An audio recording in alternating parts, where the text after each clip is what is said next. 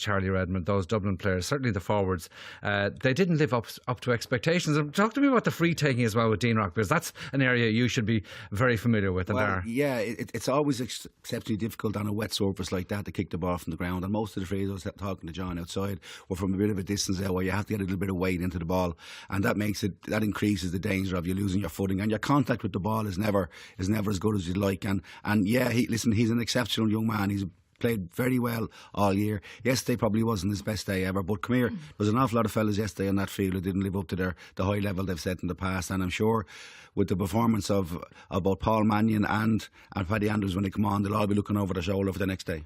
Damien, you, John and I happened to be at an event in the Gresham for the NUI Galway alumni, and Bomber Liston was there giving some really interesting insights into what can happen people as they get on in their careers. The kind of accepted wisdom would be, look, the experience stands to you, you can handle things more readily. He actually was saying the reverse is the case, and I'm wondering if that might have affected, or that phenomenon might have affected or infected some of the Dubs. But Bomber was making the point yesterday morning that his first All-Ireland final was the easiest for him because he didn't really know what faced him. But as he went on in his career, even though he won so much, I suppose that the mental struggle of what faced him and the enormity of the occasion kind of hit him. And I think there's no doubt that maybe that and the weather conditions yesterday, you know, added up to maybe some players not being able to contribute to their best. One guy I feel sorry for is Kevin McMenamin.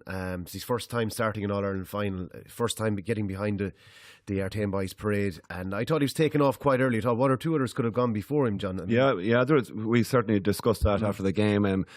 You know, Bernard Brogan hasn't lived up to the very high standards that he set for himself over the past couple of years.